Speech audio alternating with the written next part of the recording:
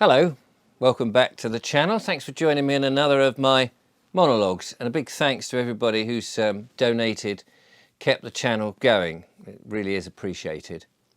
I've been thinking about the Satanic Mills, you know, back in the Industrial Revolution, at those times when people went to work for about 12 hours, 14 hours, possibly longer really. They did these amazingly long shifts. People were living in these great terraced houses up in the Midlands particularly, but in other parts of England as well, where these massive mills with the big chimneys belching out their coal smoke, and people were marching in like soldiers of a morning, clocking in, working these long hours, whether it was the material industry, textiles, or whatever it was, producing stuff for these big, well, I say big, they may not have been big in stature, but certainly big in money. These mill owners who were the employers who were making fat profits, and the greed to continue to make fat profits at the expense of ordinary everyday people. And when you put it like that, you realise that not a lot has changed, has it? We're still seeing that. We're still seeing now with these, what are they called? No zero contracts or something, that people are working for a pittance really, just in the same way these days for these large companies, corporations, and the owners of this, or the board of directors now, and the CEO and the shareholders are all extracting all that energy from people and making fat profits. And little of it really is being pushed back into the workforce, that their energy is being taken. And I think it's strange that in 100, 150, nearly 200 years of this, we've seen the rise of the Satanic Mills, and we don't see necessarily the great big chimneys with the belching smoke anymore. We don't necessarily see the workforce all living around the big mill. People are commuting or even working for them remotely on laptops and on their smartphones these days. But these Satanic Mills, now very much the corporations, aren't they? I mean, in my opinion, they are. These big dead entity companies, and they don't really exist. There's not a Mr. Corporation company. They're run, as I say, by boards of directors, of CEOs, chief of finance.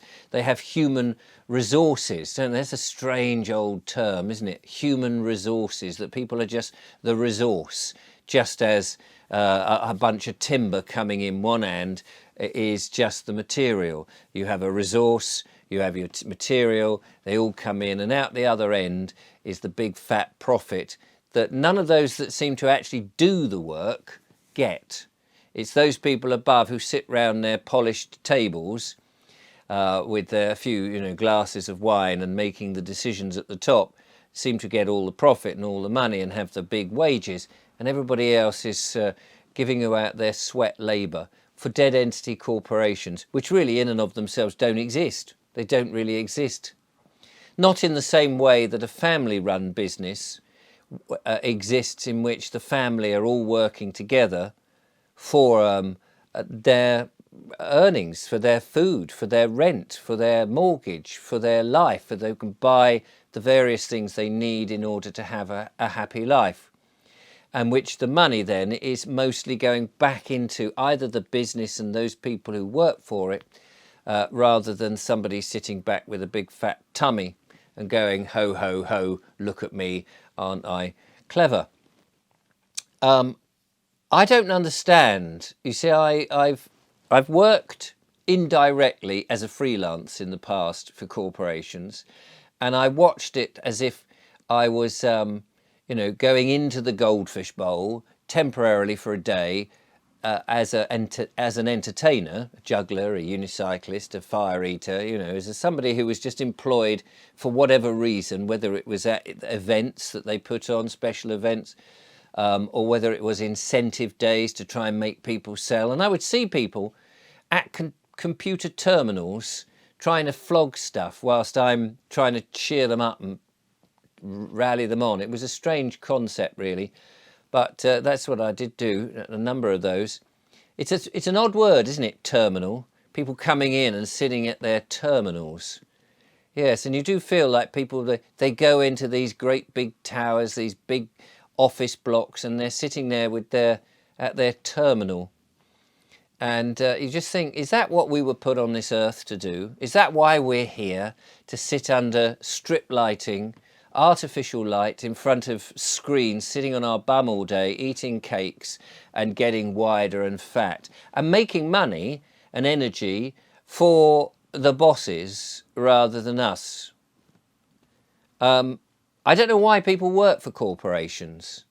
Why do they do it? Why are people not more entrepreneurial? Why are there not more family-run businesses? Why are they not working for their friends and family to have a better life that way, rather than giving all their energy for X many hours a day to a big corporation with human resources in which you're just a number? Your call is important to us, they say, don't they? You realise it's not that important at all. The customers are really the last that get any kind of service. Then I suppose the employees, they have certain rights as well. The people who get the attention in these corporations, it seems to me, is the shareholders and the board of directors. They seem to be the ones that profit out of it. I'm not a great fan of shareholders.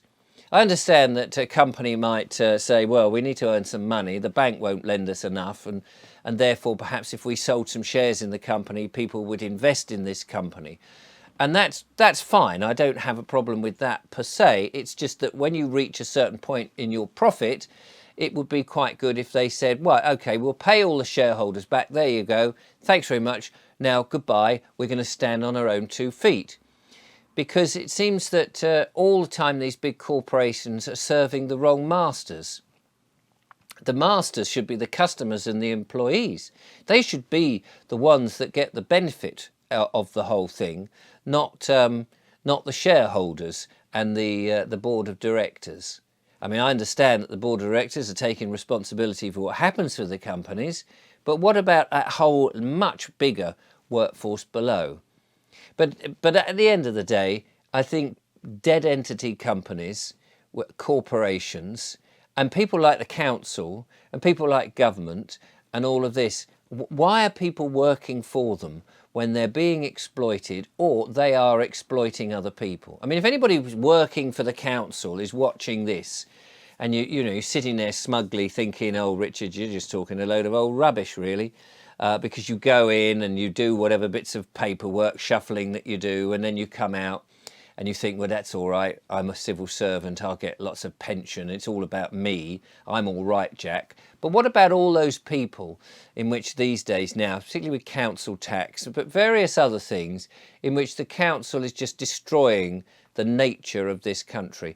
What about that? Do you never think about that? Is that not on your... No, I'm all right, Jack. I've got my pension. I can make these decisions. If you were one of those at the slightly higher positions and the public come in, and I've seen so many videos of the public coming in and saying, we don't want this new scheme, whatever it is, whether it be PV cells, solar panels, or wind farms, or new housing, or that ugly building, or we don't want that demolished, and we don't want this taken over, and we don't want another bloody supermarket, another, the satanic churches supermarkets, aren't they? We've got people don't go to church anymore, but they go to the supermarket to have that nutrient deficient food. And if you work in one of those situations, and you think, oh, I'm all right, Jack, I'm all right. But what about all those people who are being penalised? They can't go to a proper court. The court is, as we know, is a hired room at the court. Everything's all corrupt.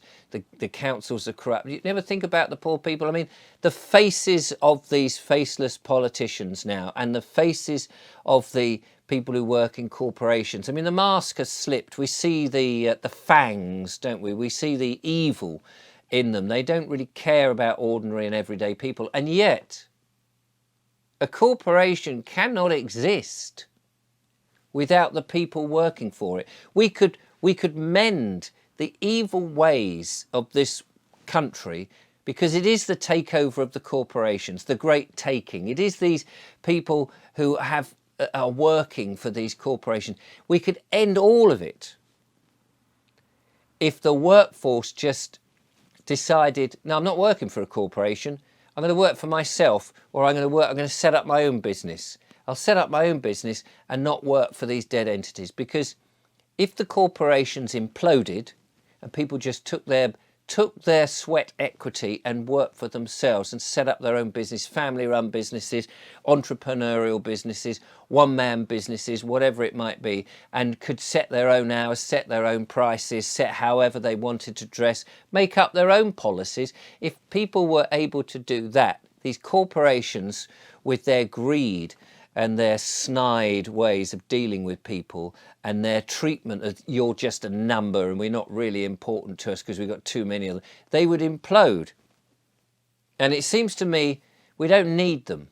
Why would we want to be, A, working for them, and B, why do we want to be reliant on them? Why are we not taking back control and running things in a much more holistic and wholesome way, in which we're not at the mercy of their HR departments and their ridiculous policy and their contracts and all of that, which seems to be so anti-human, so anti-family, and so anti-you and I, that we put up with it. They, to me, are the Satanic Mills of today. They're blatantly there. It is still slavery. It isn't very healthy, it seems to me, to work for these places, and it's not great for the planet itself.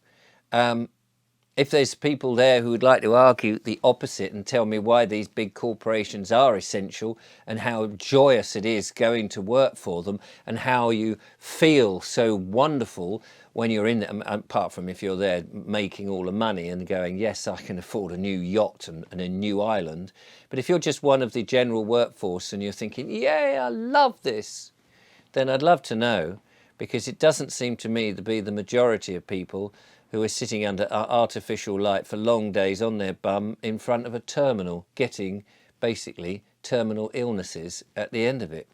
Life, to me, as I see it, should be a joyous thing, that we should be enriching our lives, doing some crafts, doing some art, having fun, and creating our own small little businesses, dealing with nice little people, making money for ourselves as and when, and not all about the big fat juicy profit. A community of like-minded people who are helping one another, instead of this, you know, this competition to be the biggest, the fattest, the most successful all the time, with these huge egos in their slick suits. That, to me, is where we move to a most anti-human situation.